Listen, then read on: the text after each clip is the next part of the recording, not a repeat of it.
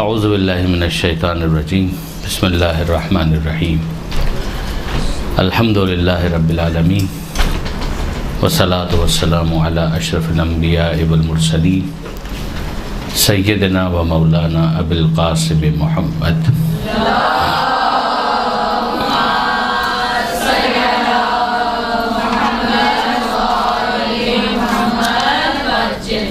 وأهل بيته الطيبين الطاهرين المعصومين المظلومين المنتجبين المنتخبين الميامين لا سيما على الإمام المنتظر والحجة الثاني عشر واللعنة الدائمة الباقية على أعدائهم أجمعين من يوم ظلمهم إلى قيام يوم الدين.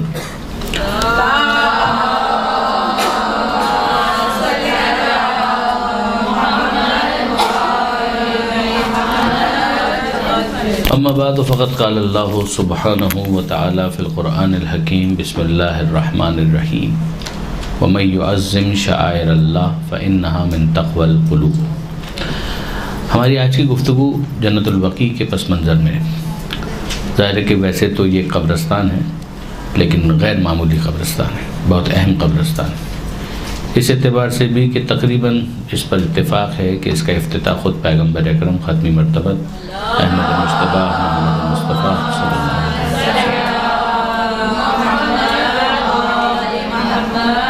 وسلم حضور نے اس کا افتتاح فرمایا تھا، اور افتتاح اس اعتبار سے ہوا تھا کہ پیغمبر اکرم کے ایک بہت ہی اچھے دوست تھے جن کا نام تھا جناب عثمان ابن مظعون رضی اللہ تعالی عنہ، جو پیغمبر اکرم کے بزنس پارٹنر بھی رہے تھے.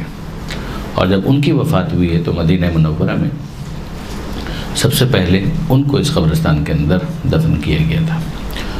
اور پیغمبر اکرم اپنے اس ساتھی سے اتنی محبت فرماتے تھے کہ اپنے بعض رشتہ داروں کی وفات پر بھی اپنے بچوں میں سے بعض جناب ابراہیم کے حوالے سے یا دیگر بعض ریلیٹیوز کی تدفین کے موقع پر انہوں نے یہ جملہ ارشاد فرمایا کہ ملحق ہو جاؤ اپنے بزرگ جناب عثمان ابن مظعون کے ساتھ. تو اس اعتبار سے اگر آپ دیکھیں تو مدینہ منورہ کا یہ پہلا قبرستان نہیں تھا، مگر جنت البقیع جس قبرستان کا نام ہے، یہ قبرستان پیغمبر اکرم کے ہاتھوں ایک طرح سے اس کا افتتاح ہوا تھا جناب عثمان ابن مظعون کی تدفین کے موقع پر. ظاہر ہے کہ مدینہ کی آبادی اس سے پہلے بھی موجود تھی تو ان میں انتقال بھی ہوتے تھے، لوگ دفن بھی ہوتے تھے، اور خود یہودی بھی وہاں پر موجود تھے تو ان کا بھی ایک قبرستان تھا اور جنت البقیع سے زیادہ فاصلے پر نہیں تھا. اس کا نام تھا حش کوکب، ہے شین کاف واو کاف بے. تو وہ حش کوکب یہودیوں کا قبرستان تھا. پھر اس کے سپریشن کے لیے بعد میں دیوار ایک قائم کر دی گئی تھی جو پارٹ کرتی تھی کہ یہاں سے آگے کی طرف یہ ہٹ کر یہ یہودیوں کا قبرستان ہے اور یہ جو ہے وہ جنت البقیع ہے اور یہ مسلمانوں کا قبرستان ہے. تو ظاہر ہے کہ ہجرت کے بعد چونکہ مسلمانوں کی تعداد میں اضافہ ہوتا چلا جا رہا تھا تو جن کا انتقال ہوتا تھا تو پھر مسلمان کو مسلمان ہی کے قبرستان میں دفن کرنے کا جو حکم تھا اس کے اعتبار سے بھی ضروری تھا کہ قبرستان ہو. تو اس قبرستان کو اس طریقے سے آباد کیا گیا. یہ بھی ذہن میں رکھیے گا کہ اس قبرستان کے اندر جو تاریخ کے اندر مختلف کتابیں اس موضوع پر لکھی گئیں اس سے اندازہ یہ ہوتا ہے کہ وہاں پر مکانات بھی تھے. پھر بعض مکانات بھی ایسے تھے کہ جن کے اندر ہی قبریں بنا دی گئیں. جیسے جہاں پر اگر آپ بقیع کے حوالے سے دیکھیں تو ائمہ اہل بیت کی جو قبریں ہیں اس کے بارے میں ایک قول جناب عقیل کے گھر کا ہے کہ جناب عقیل ابن ابی طالب علیہ السلام ان کے گھر کی جگہ تھی اور پھر یہاں پر ہی ان قبروں کو قائم کیا گیا. تو اس کے بعد پھر ظاہر ہے کہ زمانے کے امتداد کے ساتھ ساتھ یہی جو رجحان تھا وہ غالب آتا چلا گیا اور وہاں پر جو قبریں تھیں وہی اتنی زیادہ ہو گئیں کہ اس کا پورا اسٹرکچر ہی ایک قبرستان والا ہو گیا. ورنہ ابتدا میں ایک ملا جلا معاملہ تھا کہ زمین ہے وسیع و عریض کہ جس پر قبریں بھی ہیں اور مکانات بھی ہیں. آہستہ آہستہ یہ قبرستان ہی کا معاملہ ڈومیننٹ ہوتا چلا گیا اور پھر اس کے بعد over the period of time اس کے اوپر قبے بھی تعمیر کرنا شروع کر دیے گئے. وہ ظاہر ہے کہ آؤٹ آف رسپیکٹ ایک تعظیم کے لیے، ایک عظمت کے اظہار کے لیے اور تعین کے لیے بھی. تعظیم تو ظاہر ہے کہ عظمت کے اظہار کے لیے ہوتی ہے، عزت کے لیے ہوتی ہے کہ بھئی ہم ان کو ایک ہولی پلیس کے طور پر لیتے ہیں، ایک ایسی غیر معمولی جگہ کہ جو ہمارے لیے محترم ہے. مگر ساتھ ہی ساتھ اس کا ایک دوسرا پہلو یہ بھی ہے کہ وہاں پر جتنے بھی افراد آئیں گے تو وہ آ کر اپنے سلام پیش کریں گے، عقیدت کا اظہار کریں گے، تو ان کے لیے بھی ایک شیلٹر ہو، ان کے لیے بھی ایک سائے کی جگہ ہو. یہ تمام تر اہتمامات اس کے اندر کیے جاتے تھے. پھر اس کے بعد یہ جو ایک تحریک چلی جس کو آپ وہابی تحریک کہتے ہیں، تو اس کی وجہ سے پھر یہ ساری چیزیں زد پر آ گئی اور ان کو نقصان پہنچایا گیا۔ اچھا، اس سے پہلے کہ ہم اس وہابی تحریک کے اوپر کچھ بات کریں، پہلے کچھ ایک اجمالی سی فہرست ان اہم قبور کی کہ جو وہاں پر موجود ہیں۔ ان میں سب سے نمایاں جو ہے، آپ میں سے جو احباب گئے ہیں، نہیں مدینہ منورہ جو گئے بھی ہوں گے آپ میں سے، تو ظاہر خواتین کو جنت البقیع کے اندر جانے کی اجازت وہ لوگ نہیں دیتے جو ان کے قوانین ہیں اس کے مطابق۔ تو ظاہر ہے کہ آپ لوگوں نے اگر دیکھا بھی ہوگا تو شاید باہر سے دیکھا ہو، اندر جانے کا موقع نہیں ملا ہوگا۔ مگر بہرحال چونکہ آج بھی جنت البقیع میں جانے کے 2 اوقات تو ہیں کم سے کم، ایک فجر کے بعد اور ایک عصر کے بعد، تو اس موقع پر مرد حضرات اندر جا سکتے ہیں۔ آپ نے ویڈیوز کے اندر شاید دیکھا ہوگا یا تصویروں کے اندر دیکھا ہوگا، تو معصومین کا جو احاطہ ہے کہ جس میں معصومین کی قبریں ہیں، تو وہاں پر آپ کو جناب امام حسن علیہ الصلوۃ والسلام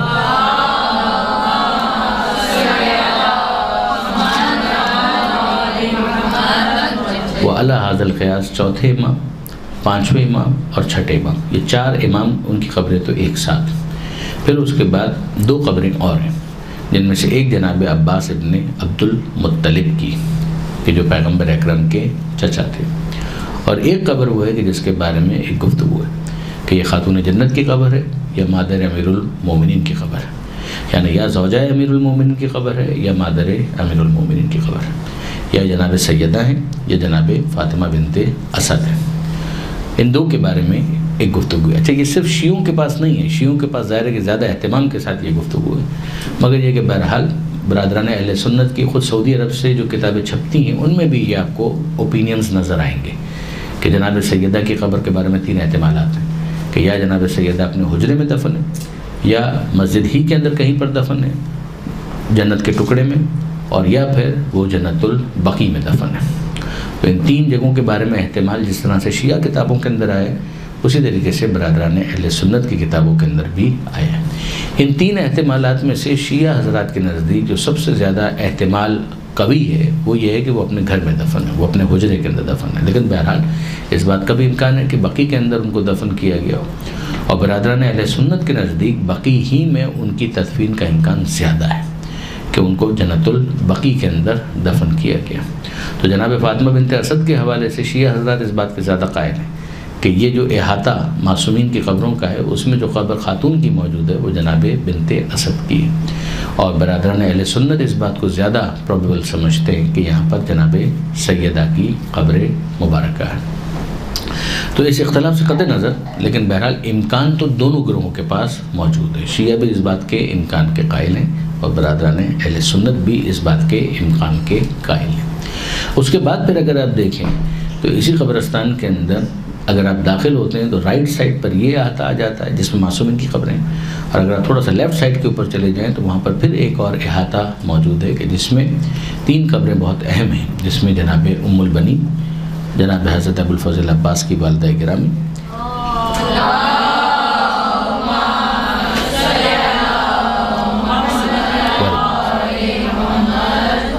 اور پھر پیغمبر اکرم کی 2 پھوپھیاں جناب عاتقہ اور جناب صفیہ، تو ان کی قبریں بھی آپ کو وہاں پر ملیں گی کہ یہ پیغمبر اکرم کی پھوپھیاں اور جناب ام البنین یہ ایک احاطے کے اندر مدفون ہیں قبرستان بقیع میں۔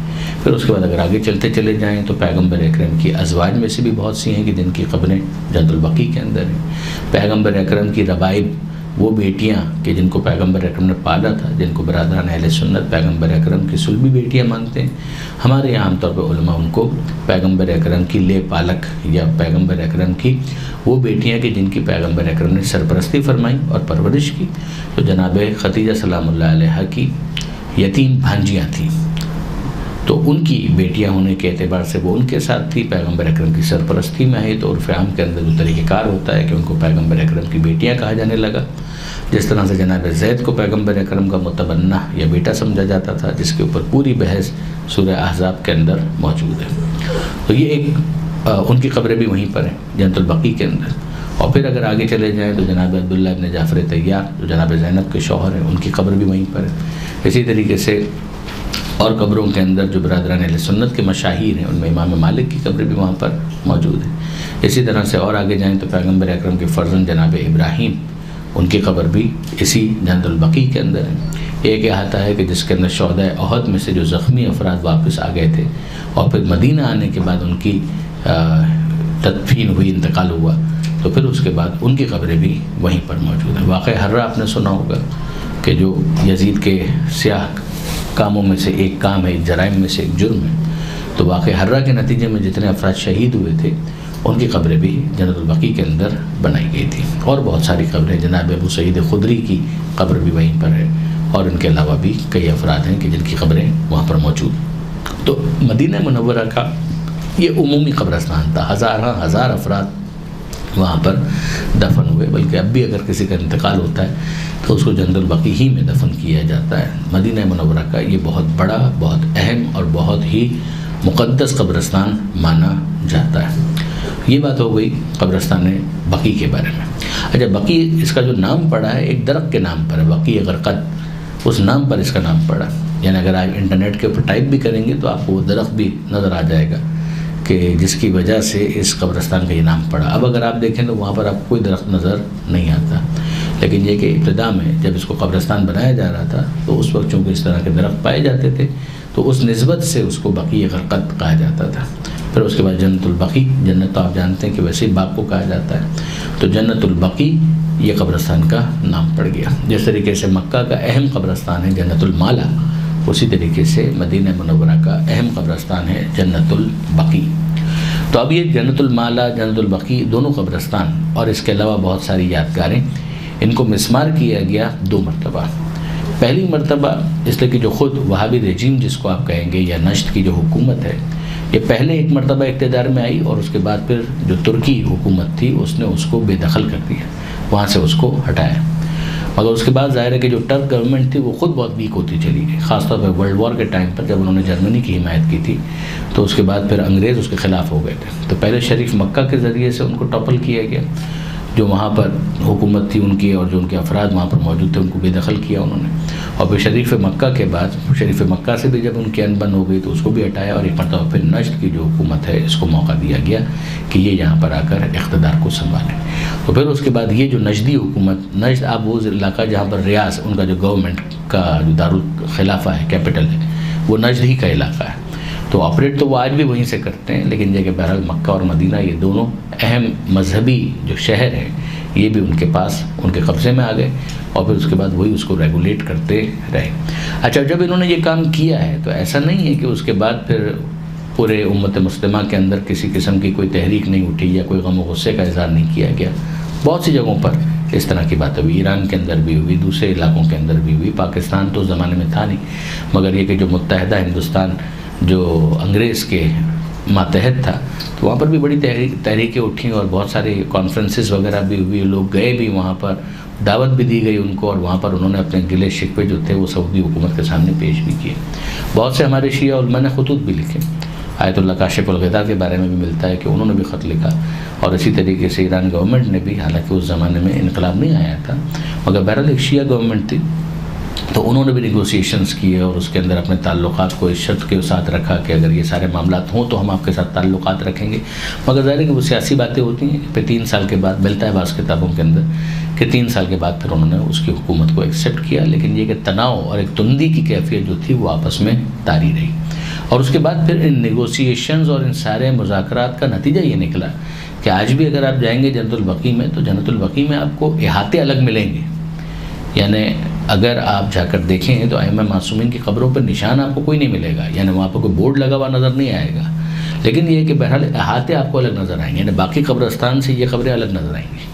تو اس کی وجہ یہی ہے کہ یہ ساری جو باتیں ہوئی ہیں ان کی وجہ سے پھر اس کو ہموار نہیں کیا گیا، مسطح نہیں کیا گیا، بالکل اگر آپ یہ کہیں کہ ایک پلین کر دیا جائے جس طرح سے باقی سارا قبرستان نظر آتا ہے ویسا نظر نہیں آئے گا، ایک نمایاں نظر آئے گا۔ اس نمایاں ہونے کے اندر یہ ساری خبریں شامل ہو گئیں، یعنی معصومین کی قبریں، یہ جناب صفیہ اور جناب ام البنین کی قبروں کا جو احاطہ ہے اور دیگر جو نام میں نے آپ کے سامنے لیے وہ تقریباً وہ قبریں ہیں کہ جن کو نمایاں کیا گیا۔ تو ان کے اوپر کوئی چھت موجود نہیں ہے، کوئی بورڈ موجود نہیں ہے، وہاں پر کوئی انتظام الگ سے نہیں ہے، مگر ان کو اس طریقے سے رکھا گیا ہے کہ اس کا احاطہ کافی نمایاں ہو جاتا ہے کہ یہ ہٹ کر کچھ قبریں ہیں جو غیر معمولی تقدس اور عظمت کا ایک اظہار تو بن جاتا ہے۔ پھر بعض کے اندر تو یہاں تک بھی ملتا ہے، اگر آپ اس کو نیٹ وغیرہ پہ سرچ کریں گے تو آپ کو ملے گا کہ سعودی حکومت نے ان پرنسپل ایگری بھی کر لیا تھا، اور اپنی گلو خلاصی کرنے کے لیے اور اپنی جان چھڑانے کے لیے یہاں تک کہا تھا کہ صاحب یہ ہمارا کوئی آفیشیل گورنمنٹ اسٹینڈ نہیں تھا، بلکہ بدوؤں نے یہ کارروائی کی تھی اور ہم اس کو اون نہیں کرتے. مگر یہ باتیں ہوتی ہیں ٹیبل ٹاک پر. فارملی اگر آپ دیکھیں تو وہاں سے جو کتابیں چھپتی ہیں وہ ساری کی ساری بھی وہی ہیں کہ جس کے اندر ان تمام تر چیزوں کو وہ ڈس اون کرتے ہیں. نہ فقط یہ کہ ڈس اون کرتے ہیں بلکہ اس کی مذمت بھی کرتے ہیں، اور سارے معاملات جو ہیں وہ آپ کے سامنے ہی ہیں. جو وہابی افکار ہیں اس کی جو بنیاد ہے وہ بہرحال سعودی عرب تھی. آج کل ظاہر ہے کہ جو معاملات سیاسی اعتبار سے ہیں وہ اتنے وہابیت کے فیور میں نہیں ہیں. خود اس وقت جو سعودی عرب کے جو معاملات ہیں وہ خود وہابیت کے بھی بہت زیادہ فیور میں نہیں ہیں، لیکن اس کی ریزن جو ہے وہ سیاسی معاملات ہیں. یہ ایکچولی دو گروہوں کا آپس میں گٹھ جوڑ تھا. ایک جو محمد ابن عبد الوہاب اس کی جو نسل ہے جس کو آل شیخ کہا جاتا ہے، اور دوسری طرف اگر آپ یہ کہیں کہ جو نجد کی حکومت ہے آل سعود، تو ان کا یہ آپ الائنس کہہ سکتے ہیں کہ آل سعود اور آل شیخ. تو آل شیخ ریلیجیس معاملات کے حوالے سے، اور جو آل سعود ہیں وہ پولیٹیکل معاملات کے حوالے سے. تو اس میں چونکہ انٹرنیشنلی بھی چیزیں ان کے فیور میں ہو گئی اس زمانے میں، اور پھر مذہبی اعتبار سے بھی انہوں نے اس کو ایک رنگ دیا، تو اس الائنس کی وجہ سے پھر ان کے لیے امکان بن گیا کہ وہ اپنی حکومت کو اسٹیبلش کرتے چلے جائیں. تو پہلی مرتبہ ان کی حکومت قائم ہوئی اور اس کو پھر انڈو کر دیا گیا، ختم کر دیا گیا. جو میں نے بھی آپ سے عرض کیا کہ ٹرک گورنمنٹ نے، اس لیے کہ اس زمانے میں عثمانی خلافت، یہ عثمانی خلافت تیسرے خلیفہ کے نام پر نہیں ہے، یہ عثمانی خلافت جو ترکوں کی حکومت تھی اس کو کہا جاتا ہے. تو وہ جو عثمانی خلافت یا عثمانی حکومت تھی اس نے ان کو انڈو کر دیا، یعنی ان کو وہاں سے بے دخل کر دیا. لیکن سیکنڈ ٹائم کیونکہ عثمانی خلافت خود بہت کمزور ہو چکی تھی، لہٰذا وہ کچھ نہیں کر پائے، اور یہاں پر پھر ان کی حکومت بنتی چلی گئی. اور یہ کمبینیشن ان دو کا ہے، آل شیخ اور آل سعود کا. اچھا، اب آل شیخ اور آل سعود جو لڑ رہے تھے وہ کن سے لڑ رہے تھے؟ تو مدینہ منورہ کے اندر اس موقع پر کوئی شیعہ ڈومیننس نہیں تھی، شیعہ تھے ضرور وہاں پر، مگر یہ ایک عام جو اگر آپ آج یہاں پاکستان اور ہندوستان کے کانٹیکس میں دیکھیں تو ایک لفظ آپ سنتے ہیں بریلوی. تو ظاہر ہے کہ وہ وہاں کے رہنے والے اپنے آپ کو بریلوی نہیں کہتے. بریلوی جو ہیں وہ تو ظاہر ہندوستان کے ایک شہر سے نسبت کی وجہ سے، جیسے دیوبندی جتنے بھی ہیں وہ بھی ہندوستانی کا ایک شہر ہے دیوبند، اس سے نسبت کی وجہ سے وہ دیوبندی کہلاتے ہیں. لیکن یہ ہے کہ بہرحال آپ جانتے ہیں کہ ان دونوں کے درمیان عقائد کا ایک اختلاف تو ہے.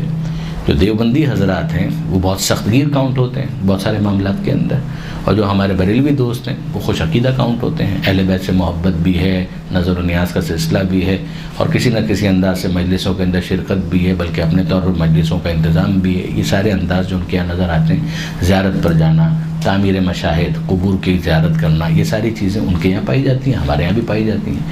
تو اس کی وجہ سے کامن گراؤنڈ بن جاتا ہے. تو یہ جو کامن گراؤنڈ بن جاتا ہے تو وہ بہت سارے مشترکات ہیں کہ جن کی وجہ سے آگے بڑھنا آسان ہو جاتا ہے. تو اب اگر آپ اس زمانے کی جو ترک حکومت ہے اس کو اگر آپ دیکھیں تو وہ اپنے آپ کو بریلوی نہیں کہتے تھے، مگر جو آپ بریلوی دیکھتے ہیں سم سارٹ آف اسی ٹائپ کے عقائد ان کے بھی ہوا کرتے تھے. اور اسی لیے اگر ان کو اگر آپ دیکھیں تو یہ اپنے آپ کو اہل سنت یا سنی ان کے مقابلے پر بھی کہتے ہیں. یعنی ایک تو یہ کہ اگر آپ یہ کہیں کہ بھئی شیعوں کے ساتھ دوسرا فرقہ کون سا ہے تو آپ کہیں کہ اہل سنت ہے، سنی نہیں. یہ خود اپنے آپ کو جو اہل سنت و سنی کہتے ہیں تو اس میں ایک ان کا مطلب یہ بھی ہوتا ہے کہ بھئی ہم لوگ وہابی نہیں ہیں، ہم لوگ دیوبندی نہیں ہیں. اب اگر دیوبندیوں کو اگر آپ پوچھیں تو وہ بھی کہیں گے کہ ہم بھی اہل سنت ہیں. ایسا نہیں ہے کہ وہ اپنے آپ کو اہل سنت سے خارج کرتے ہیں، لیکن یہ اگر ان سے اگر آپ پوچھیں تو وہ کہیں گے کہ نہیں، یہ سنی تھوڑی ہیں. ان لوگوں نے تو جنگ کی تھی اہل سنت کے خلاف جب یہ لوگ سعودی حکومت بنا رہے تھے، کیونکہ سعودی حکومت خود اس خاندان کے نام پر ہے، آل سعود کے نام پر اس حکومت کا نام رکھا گیا سعودی حکومت. سعودی عربیہ یا سعودی عرب خود جگہ کا بھی جو نام رکھا گیا، یا ملک جو آفیشیلی ان کا بنا تو اس کا بھی نام انہوں نے اپنے خاندان کے نام پر رکھا تھا کہ سعودی عرب ہے، یہ سعودی حکومت ہے، ہم آل سعود ہیں، یہ اس طریقے سے. لیکن یہ افراد مذہبی اعتبار سے کیا ہے، خود ان سے پوچھیں تو وہ اپنے آپ کو وہابی نہیں کہتے، وہ اپنے آپ کو کہتے ہیں کہ ہم سنی ہیں. اگر آپ بریلویوں سے پوچھیں یا وہ ترک حکومت جس کو انہوں نے ٹاپل کیا تھا ان سے پوچھیں تو وہ کہتے ہیں ہم اہل سنت ہیں. تو بھائی فرق کہاں پر آتا ہے؟ وہ فرق یہاں پر آتا ہے، وہ کہتے ہیں کہ یہ لوگ توہین کرنے والے ہیں، ہم لوگ ادب کرنے والے ہیں. یہ ان دونوں کے درمیان اس طرح کی گفتگو رہتی ہے. اب وہ ترک حکومت تو بہرحال ختم ہو گئی، مگر یہاں پر جو پھر باتیں ہوتی ہیں وہ یہی ہوتی ہیں کہ اگر آپ ہمارے جو بریلوی علماء ہیں، دوست ہیں، ان کی اگر گفتگو سنیں تو وہ یہ عام طور پہ کہا کرتے ہیں کہ یہ وہابی ہیں جنہوں نے سنی حکومت کو ختم کیا. ان کا جو کلیم ہے وہ یہ ہے کہ یہ وہابی ہیں کہ جنہوں نے سنی حکومت کو وہاں پر ختم کیا. کہاں پر؟ حجاز میں. اس جگہ کا نام حجاز تھا اور اس نام کو بھی تبدیل کر کے انہوں نے سعودی عرب بنا دیا.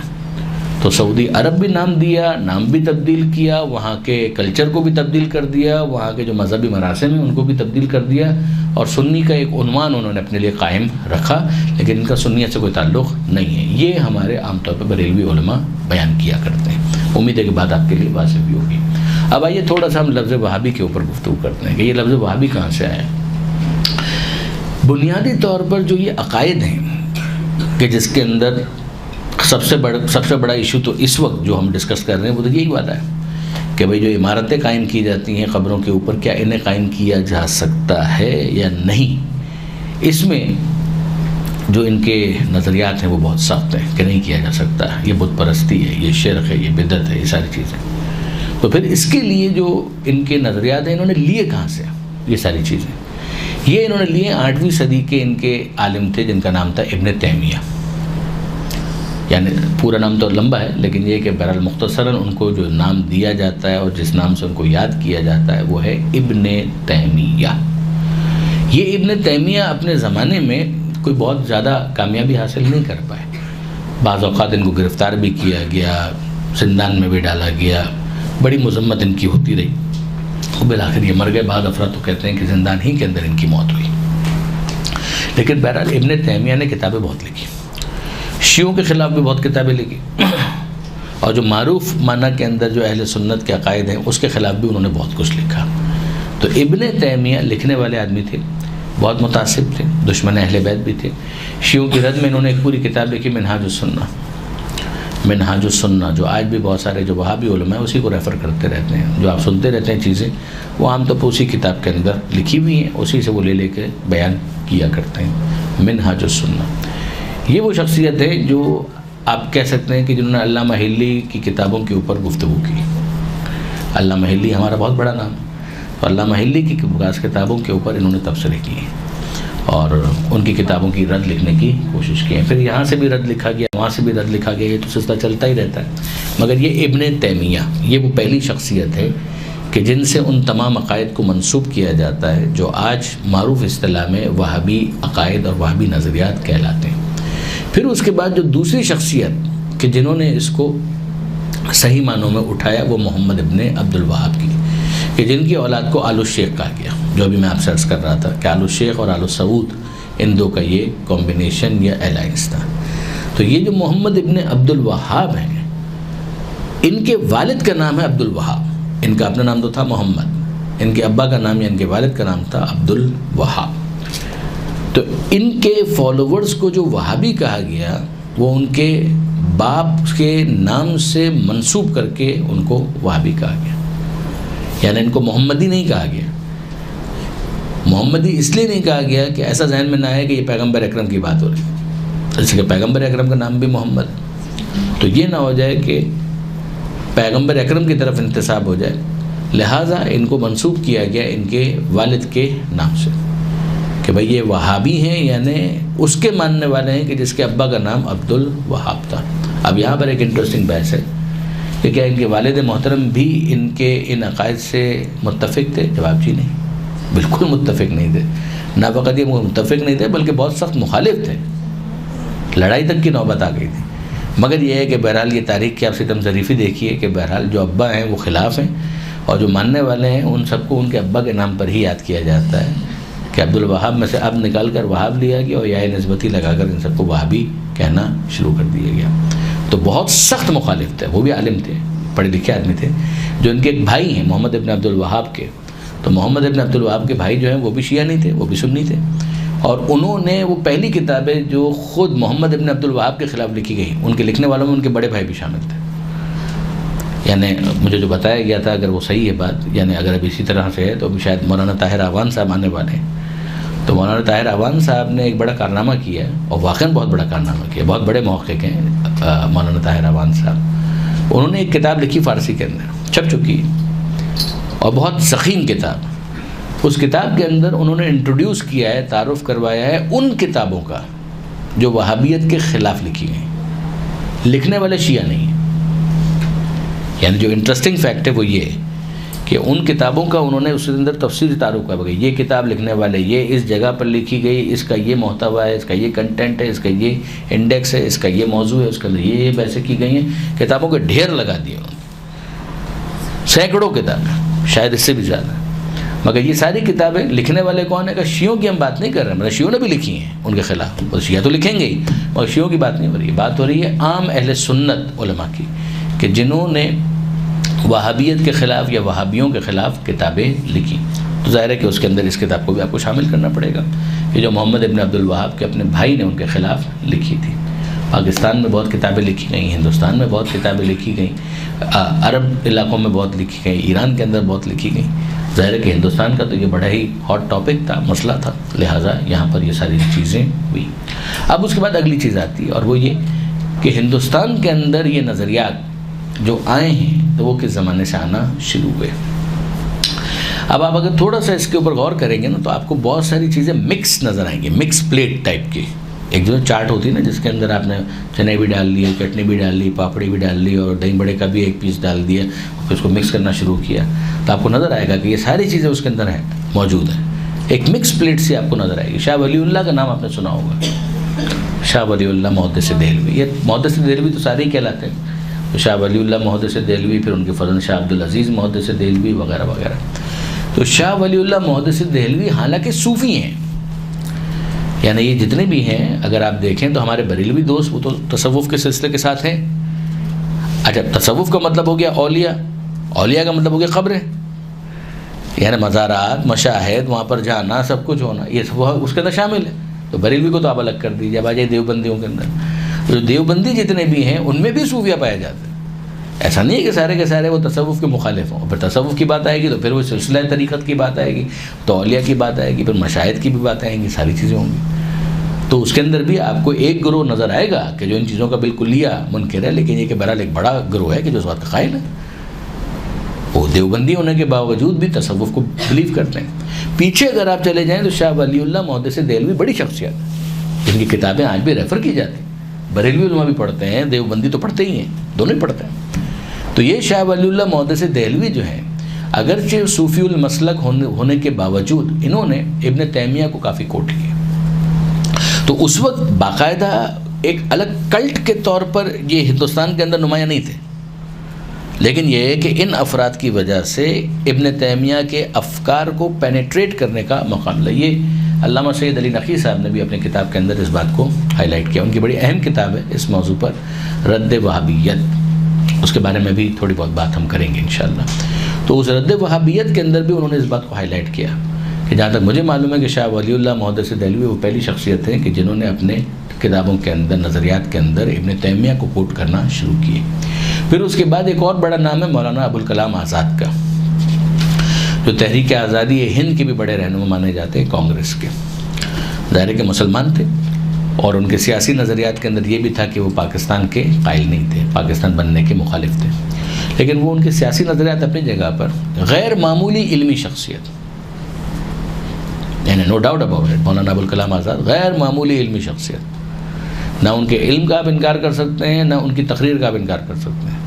ان کا قلم بھی بہت متحرک تھا، اور ان کو کہا طوطی ہند، یعنی بہت بڑے مقرر مانے جاتے ہیں، بہت اچھی تقریر و خطابت تھی ان کی، اور متعصب بھی نہیں تھے۔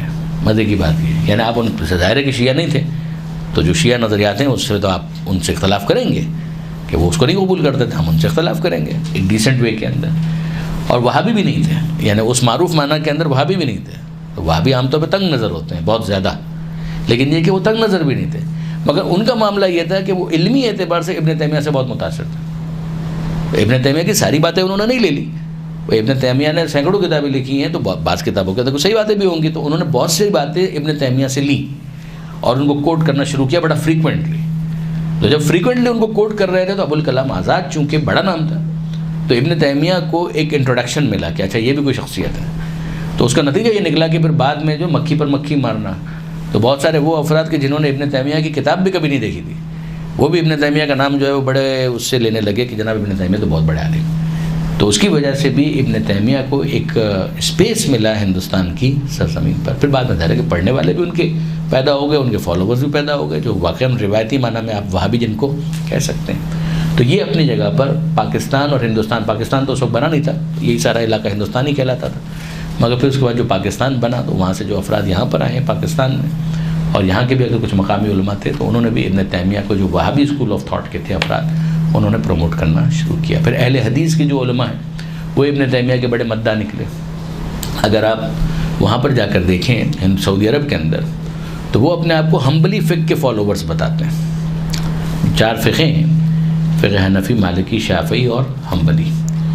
تو امام احمد ابن حنبل کی جو فقہ ہے اس کو وہ آپٹ کرتے ہیں ایک فارمل فقہ کے طور پر. جیسے پاکستان میں, ہندوستان میں, افغانستان میں حنفی فقہ کو فالو کیا جاتا ہے. ملیشیا میں آپ چلے جائیں تو شافعی فقہ کو فالو کیا جاتا ہے. تیونس اور افریقہ کے بعض علاقوں میں چلے جائیں تو فقہ مالکی کو زیادہ پروموٹ کیا جاتا ہے. تو اسی طریقے سے اگر آپ ان کو دیکھیں سعودی عرب میں جو اس وقت جو سلسلہ ہے اس میں فقہ حنبلی, امام احمد ابن حنبل کی فقہ کو اون کیا جاتا ہے. اب اس کے بعد سوال یہ پیدا ہوتا ہے کہ اس کا یہ مطلب ہے کہ جو وہابی ہوتا ہے وہ حنبلی ہوتا ہے؟ جواب جی نہیں, یہ کوئی ضروری نہیں ہے. وہابی ہونے کے لیے حنبلی ہونا شرط نہیں ہے, اور حنبلی ہونے کا یہ مطلب نہیں ہے کہ وہ لازمی طور پر وہابی ہو, یہ بھی کوئی ضروری نہیں. تو آپ کو ایسے افراد مل جائیں گے جو پاکستان کے اندر ہیں, وہ بریلوی ہیں تو بھی حنفی ہیں, دیوبندی ہیں تو بھی حنفی ہیں. اہل حدیث جو ہے وہ اپنے آپ کو حنفی نہیں کہتے, لیکن پاکستان میں, ہندوستان میں جو ڈومیننٹ ہے وہ تو حنفی ہیں. تو چاہے وہ بریلوی ہوں چاہے وہ دیوبندی ہوں, دونوں صورتوں میں وہ حنفی ہی ہیں. مگر ہمارے یہاں کچھ محاورے اس طرح کے بن گئے ہیں کہ جو خوش عقیدہ افراد ہوتے ہیں ان کو حنفی کہا جاتا ہے, اور اگر جو اس طرح کے تنگ نظر ہوتے ہیں ان کو وہابی کہا جاتا ہے. تو کوئی ضروری نہیں ہے, وہ عین ممکن ہے کہ وہ حنفی ہو مگر اس کے باوجود بھی وہ تنگ نظر ہو اور اسی عقیدے کا ہو کہ جس کو آپ وہابی افکار یا وہابی عقائد کہتے ہیں. تو یہ آپ کو میں نے جو کہا نا کہ مکس پلیٹ ٹائپ کی آپ کو نظر آئے گی. کچھ ہمارے محاورات کے اندر بھی جو شیعوں کے درمیان رائج ہو گئے, اور جو خود ان کے حوالے سے بھی اگر آپ دیکھیں تو بعض افراد ہیں دیوبندی ہیں, تصوف کی طرف بھی ہیں, لیکن بہرحال وہابی ہو گئے. بعض افراد ہیں کہ جو اہل حدیث کے ہیں اور وہ وہابیت کے نظریات سے بہت متاثر ہیں. وہ جو وہاں پر رہنے والے ہیں وہ اپنے آپ کو حنبلی کہتے ہیں, مگر وہ وہابی نظریات سے, وہاں کے تو پائنیئرز ہی وہ ہیں. یہ ساری چیزیں آپ کو اس طریقے سے ملے گی. تو اب اس کے بعد آئیے اگلے مرحلے کی طرف کہ خود یہ اپنے آپ کو کیا کہتے ہیں. یہ اپنے آپ کو سلفی کہتے ہیں. سلف کا مطلب ہوتا ہے بزرگ. آپ کے اسلاف یعنی بزرگان, سلف اور خلف یعنی بیٹے کو اور اولاد کو خلف کہا جائے گا, نا خلف جو بری اولاد ہوتی ہے اس کے لیے لفظ استعمال ہوتا ہے. تو سلف یعنی بزرگ. تو ان کا کہنا ہے کہ جناب ہم یہ دین جو لیتے ہیں بزرگان سے لیتے ہیں, یعنی وہ بزرگان جو پرانے بزرگان ہیں, یعنی ہم یہ اس طریقے سے نہیں لیں گے, ہم پیچھے اور جائیں گے اور جائیں گے اور جائیں گے, اور سلف کا جو طریقہ کار ہے اس کو ہم اختیار کریں گے. بہرحال یہ ان کی ایک تعبیر ہے, اور وہ اپنے لیے اسی نام کو زیادہ پسند کرتے ہیں. وہ کہتے ہیں کہ ہم سنی ہیں اور سلفی سنی ہیں. ہم کو جو وہابی کہا جاتا ہے وہ چڑ کے طور پر کہا جاتا ہے, ہمیں چڑھانے کے لیے کہا جاتا ہے وہابی. ہمارے جو دشمن ہیں وہ ہم کو وہابی کہتے ہیں, ورنہ ہم لوگ وہابی نہیں. لیکن یہ وہابی کا لفظ پھر اتنا زیادہ معروف ہو گیا کہ اگر آپ ہیلری کلنٹن کا وہ اگر اسٹیٹمنٹ سنیں کہ جو انہوں نے یوٹیوب پر موجود بھی ہے, کہ جس میں انہوں نے فنڈنگ کا اعتراف کیا تھا کہ جب افغانستان کے اندر ہم کو جہاد کروانا تھا تو جہاد کا لفظ استعمال کیا انہوں نے, مجاہدین ہم کو چاہیے تھے, تو اس جگہ پر ہم نے وہابی برانڈ آف اسلام کو پروموٹ کیا. تو وہ جو لفظ وہابی ہے وہ اتنا ظاہر ہے کہ وہ چڑھانے کے لیے تو نہیں بول رہی تھی, مگر چونکہ عرف عام کے اندر یہ لفظ وہابی اتنا کامن ہو چکا ہے کہ وہ انہوں نے اسی کو استعمال کیا کہ let us promote the Wahhabi brand of اسلام, اس طریقے سے. بہرحال اب آئیے ذرا سا اس کے اوپر بات کریں, تھوڑی سی بات, اور وہ یہ کہ خود ہمارا نظریہ اس اعتبار سے ہے کیا. ہم ان کو شاعر اللہ میں سمجھتے ہیں. جو قرآن مجید کی آیت ہے کہ وَمَن يُعَظِّمْ شَعَائِرَ اللَّهِ فَإِنَّهَا مِن تَقْوَى الْقُلُوبِ, کہ جو اللہ کے شاعر کی تعظیم کرتا ہے یہ اس کے دل کے تقوی کی دلیل ہے, یعنی یہ اس بات کی علامت ہے کہ اس کے دل میں تقوی موجود ہے. یعنی یہ بالکل ایسا ہے کہ جیسے اگر آپ کی والدہ کا آپ کو خط آ جائے تو آپ اس کے خط کو لے کر آنکھوں سے لگاتے ہیں یا بوسہ دیتے ہیں. تو کیوں لگاتے ہیں؟ یہ آپ کی والدہ تو نہیں ہے, لیکن اگر آپ کی والدہ نے آپ کو خط بھیجوایا ہے 2 سال 3 سال 4 سال 10 سال کے بعد آپ کے پاس ایک خط آیا اور پتہ چلے کہ یہ میری والدہ نے بھیجوایا ہے, آپ اس کے ساتھ کیا کریں گے؟ پڑھنے کے بعد اس کو پھینک دیں گے؟ آپ اس کو آنکھوں سے لگاتے ہیں, آپ اس کو چومتے ہیں. تو یہ سب کیا ہوتا ہے؟ کیا آپ اس کو خدا سمجھ رہے ہیں؟ کیا آپ اس کو خدا کا شریک سمجھ رہے ہیں؟ آپ اس کو جو کچھ سمجھ رہے ہیں وہ یہ ہے کہ یہ میری والدہ کا ہے. جو میری والدہ کا ہے اس کا مطلب یہ کہ میری والدہ نہیں ہے، میری والدہ کا ہے، یعنی میری والدہ کا خط ہے. جب میری والدہ کا خط ہے، میری والدہ کا لباس ہے، میری والدہ کی تصویر ہے، یہ کا کے کی جتنے بھی آتے ہیں وہ نسبتوں کو بتاتے ہیں، تو وہ آپ کے لیے محترم ہو جاتے ہیں، وہ آپ کے لیے مقدس ہو جاتے ہیں. عقلی طور پر ایسا ہی. تو جس جگہ کو آپ احترام دے رہے ہیں وہ کس وجہ سے دے رہے ہیں؟ یہ رسول اللہ کی قبر ہے. یہ رسول اللہ ہے؟ نہیں. یہ اللہ ہے؟ نہیں. یہ خود رسول اللہ تھے اور یہ رسول اللہ کی قبر ہے. تو اگر رسول اللہ کی قبر ہے تو اس کا احترام کس وجہ سے؟ اس لیے کہ یہ رسول ہیں. کس کے رسول ہیں؟ اللہ کے رسول. تو جب ہم نے ان کو اللہ کا رسول مانا تھا تب اللہ نہیں مانا تھا، اور جب ان کو اللہ کے رسول کی قبر مانا تو ان کو اللہ کا رسول نہیں مانا.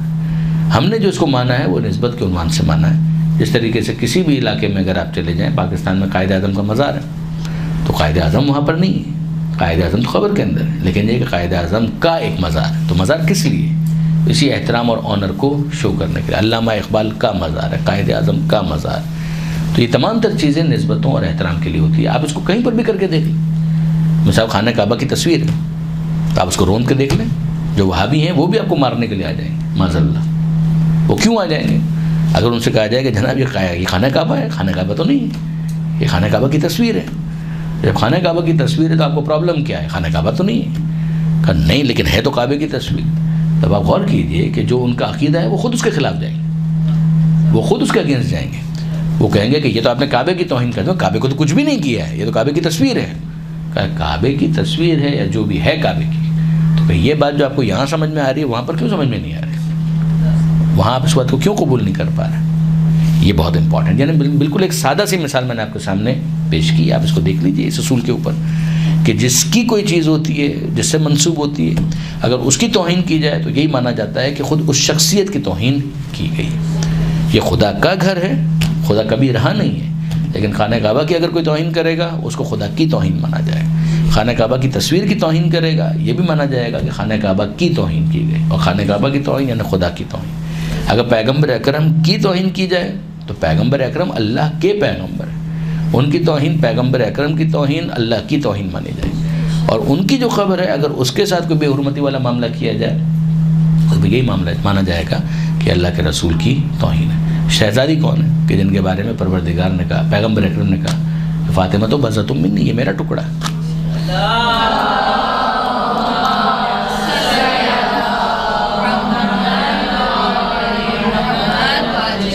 تو اصول اگر آپ سمجھیں کہ ساستہ کے اندر ہی تو روایت موجود ہے نا کہ فاطمہ میرا ٹکڑا ہے، جس نے اس کو غضبناک کیا اس نے مجھے غضبناک کیا، جس نے اس کو اذیت دی اس نے مجھے اذیت دی.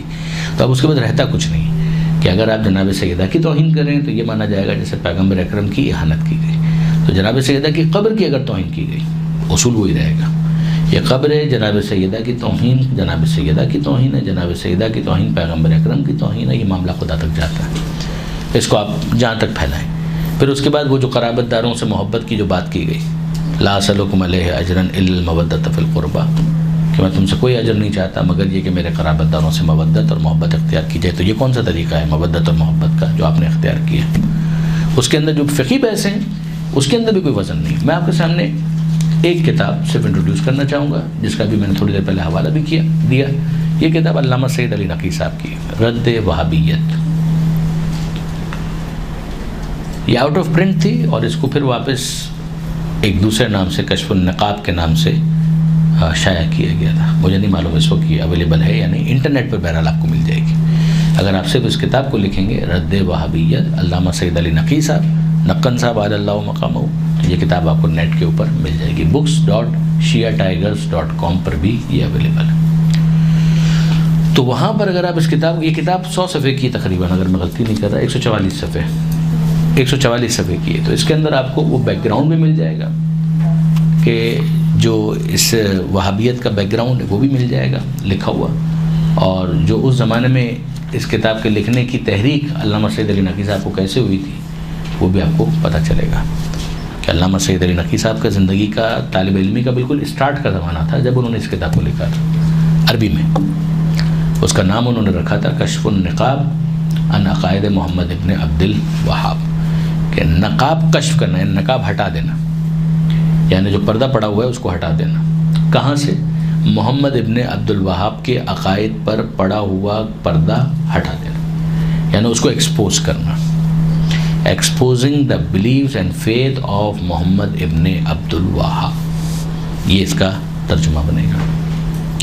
تو اس کتاب کو انہوں نے اپنی اس زمانے میں جو زندگی کا ان کا طالب علمی کا زندگی کا بالکل ابتدائی زمانہ تھا، لکھنؤ کے اندر تو پڑھ چکے تھے اور نجف جانے کی تیاری کر رہے تھے، اس زمانے میں انہوں نے اس عربی کتاب کو لکھا تھا۔ پھر اس کے بعد جب زندگی کا ان کا بالکل آخری پیریڈ ہے، تب انہوں نے اردو میں اس کو ٹرانسلیٹ بھی کیا اور اس کو اضافہ بھی کیا۔ اس کی بڑی اچھی داستان وغیرہ آپ پڑھنا چاہیں تو اس کے اندر آپ پڑھ سکتے ہیں۔ اس کی جو فہرست ہے وہ میں آپ کی خدمت میں عرض کرتا ہوں۔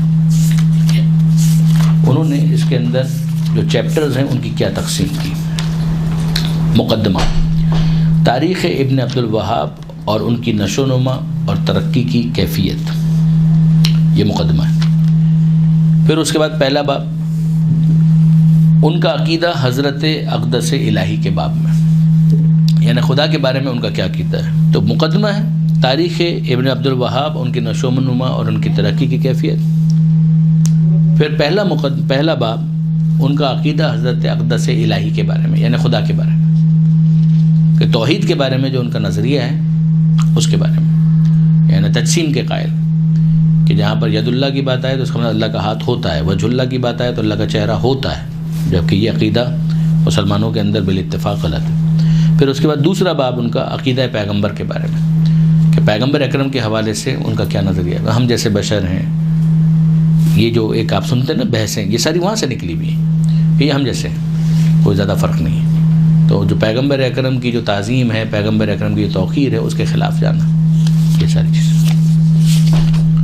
پھر اس کے بعد تیسری چیز ان کا عقیدہ اولیاء اور صالحین کے بارے میں، کہ وہ کیا ہے، اور اس کی رد کرتے جا رہے ہیں۔ پھر چوتھا عقیدہ، ان کا عقیدہ تمام روئے زمین کے مسلمانوں کے بارے میں، سب کو کافر سمجھتے ہیں، یعنی جو ان کی جو سیاسی مسئلے ہیں اس کی وجہ سے اگر آپ دیکھیں تو بہت ساری چیزیں وہ نہیں کر پائے۔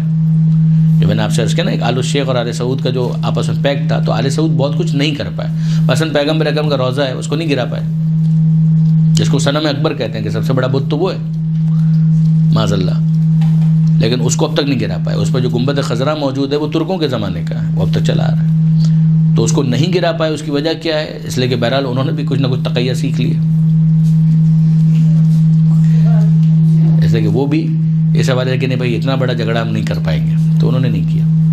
اسی طریقے سے جب وہ سب کو مشرک سمجھتے ہیں تو پھر اس کے بعد حج پر آنے کی اجازت دینے کا کیا مطلب؟ یعنی بریلوی ان کے نزدیک مشرک ہیں، شیعہ تو ان کے نزدیک ہے ہی مشرک پکے، تو کسی کھاتے میں ہی نہیں۔ تو مشرک جو ہیں ان کو پھر آپ باقاعدہ حج کے فارم کے اندر لکھواتے ہیں، جو فقہ جعفری کے پیروکار ہیں وہ لکھیں تو فقہ جعفری کے پیروکار ہیں، اور پھر اس کے بعد وہ جاتے بھی ہیں حج پر، اور ان کے لیے انتظام بھی کرتے ہیں، ایسا نہیں کہ نہیں کرتے، انتظام ہوتا ہے، اور ان کو پتہ ہوتا ہے کہ یہ شیعہ حجاج، ایران کے جو حجاج ہیں ان کے بارے میں تو سب کو پتہ ہے۔ جو پاکستان سے جاتے ہیں وہ بھی اپنے فارم میں لکھتے ہیں، یعنی یہ شاید آپ لوگوں کے لیے حیران کون ہو بات، لیکن یہ کہ بہرحال ایک عرصے تک تو یہ ہوتا تھا کہ جو شیعہ حجاج ہوتے تھے ان کا مکتب ہی الگ ہوتا تھا، تو ان کو اچھی طرح سے پتہ ہوتا تھا کہ یہ شیعہ حجاج ہے، لیکن یہ کہ بہرحال وہ آتے تھے۔ تو اگر آپ ان کی فقہ کے اعتبار سے بھی دیکھیں تو جو مشرکین ہیں ان کو تو الاؤ نہیں کیا جا سکتا، تو ہم لوگ تھوڑے اسپیشل مشرکین ہیں، تھوڑی روٹین سے ہٹ کر۔ میں پھر کہہ رہا ہوں آج کل ان کے جو سیاسی معاملات ہیں وہ اس بات کے متقاضی ہیں کہ وہابیت وہاں پر کافی کمزور ہو رہی ہے، اور یہ اچھی بات ہے، یہ بہرحال اچھی بات ہے۔ پھر اس کے بعد جو اس کا 5واں باب ہے یہ خاص طور پر اس سے متعلق ہے جو اس وقت بحث چل رہی ہے، جنت البقیع کے مزارات اور جنت المالا کے مزارات۔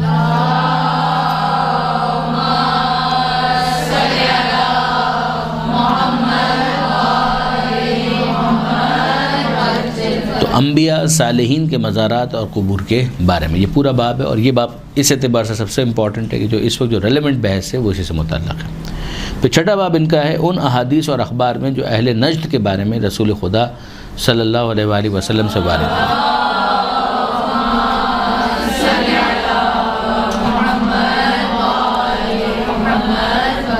تو اہل نجد کا جو علاقہ، جو نجد کا علاقہ ہے، یہ خود کوئی بہت پسندیدہ علاقہ نہیں مانا گیا روایات وغیرہ کے اندر، خود برادران اہل سنت کے پاس جو حدیثیں ہیں اس بارے میں موجود ہے، تو اس کا بھی انہوں نے ایک الگ سے باب بنا دیا۔ پھر 7واں باب ہے اس کا وہابی جماعت کی عملی سرگرمیاں اس کے نمایاں ہونے کے وقت سے زمانہ حال تک۔ اس میں سب سے امپورٹنٹ رول تھا ان کے پیسے کا، جو تیل کی دولت جو وہاں سے نکل آئی تھی اس کی وجہ سے ان کے پاس مال بہت آ گیا، تو مال کا انہوں نے ایک مصرف یہی سمجھا کہ جو دین کا ان کے نزدیک ایک ورژن ہے، اس کی اشاعت کے لیے انہوں نے اس پیسے کو بہت خرچ کیا۔ پھر وہی والی بات کہ جو سیاست وقت کے جو تقاضے ہوتے ہیں اس کے مطابق بھی، جیسے افغانستان دوسرے معاملات، اس میں ضرورت تھی تو اس میں بھی انہوں نے پیسہ ٹھیک ٹھاک استعمال کیا۔ یہ ہے عربی کتاب کی جو ان کی فہرست ہے، اس کے اندر یہ ساری چیزیں اردو میں بھی آ گئی۔ پھر اس کے علاوہ انہوں نے نوٹ لکھا ہے خدا علامہ سید علی نقی صاحب نے کہ اس اردو کتاب میں مذکورہ عناوین سے پہلے 2 عنوانوں کا، جنہیں اس اردو کتاب کا مقدمہ سمجھنا چاہیے، شروع میں اضافہ کیا جا رہا ہے، اور وہ کیا ہے؟ مسلمانوں میں عموماً اور شیعوں میں خصوصاً ہندوستان اور پاکستان کے اندر لفظ وہابی کی اصطلاح، جس کا خلاصہ بھی میں نے آپ کے سامنے بیان کیا۔ اور پھر دوسری چیز کہ ہندوستان میں وہابیت کا فروغ اور اس کی مختلف شکلیں، جو میں نے آپ کی خدمت میں عرض کیا کہ شاہ ولی اللہ اور مولانا ابوالکلام آزاد کا اس حوالے سے ایک کردار بنتا ہے، حالانکہ مولانا ابوالکلام آزاد وہابی نہیں تھے، مگر اس کے باوجود ان کا ایک رول اس کے حوالے سے بنتا ہے۔ یہ آج کی کچھ گزارشات تھیں، معروضات تھے، اگر کوئی سوال آپ کا ہے تو ارشاد فرمائیے۔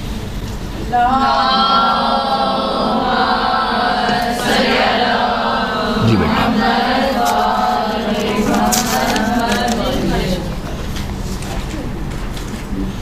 رسول کے دور میں تو فرقے نہیں تھے، تو فرقہ بندی غلط ہے، بالکل غلط ہے، فرقہ بندی تو بالکل غلط ہے نا۔ رسول کے دور میں فرقے نہیں تھے تو فرقہ بندی غلط ہے، تو صحیح ہے، یعنی اس میں جو تبصرہ لکھا ہوا ہے اس میں ہمیں کوئی اعتراض ہی نہیں ہے۔ آپ اس میں ہم سے سوال کیا، جواب کیا چاہ رہے ہیں؟ بالکل نہیں بنانے چاہیے۔ ہم یہ کہتے ہیں کہ صحیح مسلم میں پیغمبر اکرم کی یہ حدیث موجود ہے کہ میں تمہارے درمیان 2 چیزیں چھوڑ کے جا رہا ہوں، ایک اللہ کی کتاب، دوسرے میری اطرت، میرے اہل بیت۔ جب تک تم ان دونوں سے متمسک رہو گے ہرگز گمراہ نہیں ہوں گے، اور یہ دونوں ایک دوسرے سے جدا نہیں ہوں گے جب تک یہ میرے پاس حوض کوثر پر نہیں پہنچ جاتے۔ تو ایک طرف آپ کو قرآن کو تھامنا ہے، دوسری طرف آپ کو اہل بیت سے وابستگی اختیار کرنی ہے، ان دونوں سے آپ کو دین کو لینا ہے۔ یہ پیغمبر اکرم کا صاف فرمان ہے، اس کے خلاف جو بھی جاتا ہے وہ الگ فرقہ بناتا ہے۔ آپ سمجھ رہے میری بات؟ پیغمبر اکرم خود کیا ہیں، اس حوالے سے اگر یہ وہابی حضرات ایک دوسری بات کہنا شروع کر دیں گے تو فرقہ تو بن ہی جائے گا۔ تو پیغمبر اکرم کا جو مرتبہ اور مقام ہے غیر معمولی، اگر آپ اس کو ڈیمینش کریں گے تب تو پیغمبر اکرم کے حوالے سے فرقہ آپ نے بنا دیا نا۔ اسی طریقے سے اگر آپ توحید کے حوالے سے وہ والی چیز پیش کریں گے جس کو تجسیم کہتے ہیں کہ بھائی اللہ کا ہاتھ، اس کا کیا مطلب ہے کہ اللہ کا اسی طرح کا ہاتھ ہے کہ جس کی انگلیاں بھی ہوتی ہیں، پیغمبر اکرم کا اللہ کا بازو بھی ہے، اللہ کا چہرہ بھی ہے، تو پھر مسئلہ خراب ہوگا۔ آپ سوچیے اس بات کے اوپر کہ یہ بن کیسے رہے، فرقے کیسے بنتے ہیں۔ فرقے بنتے ہیں بعض مرتبہ غلط فہمیوں کی وجہ سے، جس کو آپ کہتے ہیں انٹرپریٹیشن کا ایرر۔ ایک انٹرپریٹیشن کا ایرر ہوتا ہے، وہ ہے غلط فہمی کا نتیجہ، کہ آپ نے سورس ٹھیک لیا ہے مگر اس کو انفر غلط کیا۔ جب آپ انفر غلط کر رہے ہیں تو اس کا نتیجہ یہ نکلے گا کہ ایک اوپینین بن جائے گا، اور اس اوپینین کے فالوورز کی ایک بڑی تعداد اگر بن گئی تو وہ فرقہ بن جاتا ہے۔ یعنی ایک ہوتا ہے اوپینین جو انڈیویجول رہتا ہے۔ میں آپ کی خدمت میں ایک مثال عرض کرتا ہوں۔ ایک جگہ لکھا ہوا ہو روکو، پھر لکھا ہو مت، پھر لکھا ہو جانے، پھر لکھا ہو دو، آپ اس کو کیسے پڑھتے ہیں؟ روکو مت جانے، کیا مطلب لیا جائے گا؟ روکو مت جانے دو، ٹھیک ہے، اور آپ روکو پہ رک جائیے، دو الگ اوپینینز آ گئے۔ آپ سمجھ رہے میری بات کو؟ روکو مت جانے دو، روکو مت کے بعد اگر آپ کوما ڈال دیں تو مطلب ہو جائے گا روکو مت جانے دو، اور اگر روکو کے بعد آپ نے کوما ڈال دیا تو روکو مت جانے دو۔ تو آپ کا پاز کتنا امپورٹنٹ ہو گیا کہ کہاں پر آپ توقف کر رہے ہیں، اور اگر غلط جگہ پر آپ نے توقف کر دیا تو بات کچھ کی کچھ ہو جائے گی، یعنی 180 ڈگری پر بات ہے۔ اس کو آپ بہرحال کہیں گے کہ یہ انفرنس کا ایشو ہو سکتا ہے، یہ غلط فہمی ہو سکتی ہے، اس کو تو آپ گنجائش دیں گے۔ لیکن اگر آپ کا سورس ہی غلط ہے، یہ جملہ آپ کو لینا تھا، آپ نے جملہ ہی یہ والا نہیں لیا، آپ نے تو کوئی دوسری چیز لے لی۔ اگر یہ آپ نے کیا تو پھر تو معاملہ بہت خراب ہے۔ پیغمبر اکرم کہہ کے جا رہے ہیں کہ میں تمہارے درمیان قرآن کو چھوڑ کر جا رہا ہوں، اطرت اور اہل بیت کو چھوڑ کر جا رہا ہوں۔ آپ قرآن کی کوئی آیت لیں اور سمجھنے میں غلطی کر جائیں تو ہم اس پر بحث کریں گے کہ یہ غلطی کیوں ہوئی، واقعاً سمجھ کا کوئی پھیر تھا یا اس کے اندر بھی کوئی بدنیتی تھی، وہ الگ بحث ہو سکتی ہے۔ لیکن اگر آپ قرآن کو چھوڑ کر توریت کی طرف چلے جائیں تو کیسے کام چلے گا؟ بھائی توریت منسوخ ہو چکی ہے، قرآن جو ہے ویلڈ کتاب ہے، تو آپ قرآن کو کیوں چھوڑ رہے ہیں؟ جب پیغمبر اکرم کہہ رہے ہیں میں قرآن مجید کو تمہارے درمیان چھوڑ کے جا رہا ہوں اور آپ قرآن ہی کو چھوڑ رہے ہیں، کیسے چلے گا؟ پیغمبر اکرم کہہ رہے ہیں میں اہل بیت کو تمہارے درمیان چھوڑ کر جا رہا ہوں، آپ اہل بیت کو ہٹا رہے ہیں اور اس کے بعد لا رہے ہیں کسی اور کو، کیسے کام چلے گا؟ یہ ہے بنیادی ایشو، سمجھ رہے ہیں؟ تو جس چیز کو پیغمبر اکرم اپنے میراث کے طور پر چھوڑ کر گئے علمی، اس کو آپ لے لیجئے، تو پھر کیوں اختلاف ہوگا؟ پھر اگر اختلاف ہوگا تو زیادہ سے زیادہ وہ غلط فہمی کا اختلاف ہوگا، وہ تو پھر ایڈریس کیا جا سکتا ہے۔ اور کیا ہے جی؟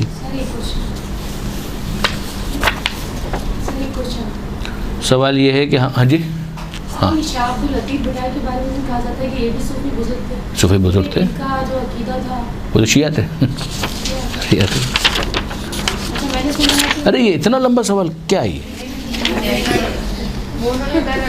اچھا یہ سیرت امام حسن کے چند پیر. میں تو ڈر گیا. میں نے سنا ہے کہ انہوں نے جو بکس لکھی ہیں ہاں عمر بن خطاب اور اس طرح سے, وہ چھوڑ دیجیے, آج کا موضوع تو نہیں ہے نا. تو مطلب یہ اینٹی نہیں تھے. بہرحال جو سندھ کے جو بزرگان جو بتاتے ہیں اور جنہوں نے شاہ جو رسالو ان کی جو نمائندہ جو تصنیف ہے اس کا جو مطالعہ کیا ہے تو وہ تو کہتے ہیں کہ بالکل سندھی. بہرحال میں پڑھ نہیں سکتا, میں معذرت چاہتا ہوں, میں نہیں پڑھ پاتا. یعنی صرف اتنا ہی کہ تم جو نالو چھا ہے مجھے نالو یہ اتنا تو پتہ ہے, معذرت. اور یہ اس کے اندر کیا اچھا حال ہے یہاں تک بھی ہمیں معلوم ہے. ہمارے بہت اچھے دوست ہیں جو انٹیریئر سندھ کے ہمارے دوست ہیں, بہت ہی اچھے دوست ہیں, بہت پیارے دوست ہیں اور بہت رسپیکٹ بھی کرتے ہیں. لیکن یہ کہ بہرحال بدقسمتی یہ ہے کہ جو اسکول کے اندر جو تھوڑی بہت سندھی سیکھی ہے اس کے علاوہ ہمیں نہیں آتا. تو شاہ جو رسالو دیکھا بھی ہے لیکن یہ کہ پڑھنے کی ہمت نہیں کر پایا. لیکن شاہ جو رسالو جنہوں نے پڑھا ہے اس کے اندر جو کچھ وہ بتاتے ہیں اس کے مطابق تو ان کے شیعہ ہونے کو ڈاؤٹ نہیں کیا جا سکتا, بہت مشکل ہے. لیکن ہماری اپنی کوئی تحقیق نہیں شاہ عبد اللطیف بھٹائی کے بارے میں. ٹھیک ہے, کافی ہے آج کے تک. اللہ آپ لوگوں کا حامی و ناصر ہو. آپ بہت اچھا کام کر رہے ہیں یہاں پر. القائم کے ہمارے دوست بھی اور جو یہاں پر شریک ہوتے ہیں وہ بھی, میں آپ لوگوں کو مبارکباد دیتا ہوں. آپ ایک ایسے سیٹ اپ کا حصہ ہیں کہ جس کی بین الاقوامی سطح پر ایک پذیرائی بھی ہے, امپیکٹ بھی ہے.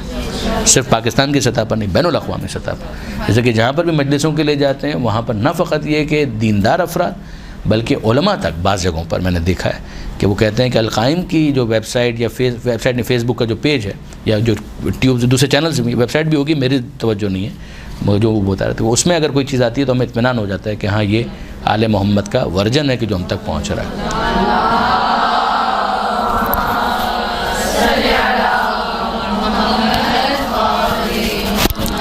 اللہ آپ لوگوں کو خوش رکھے, آباد. التماس.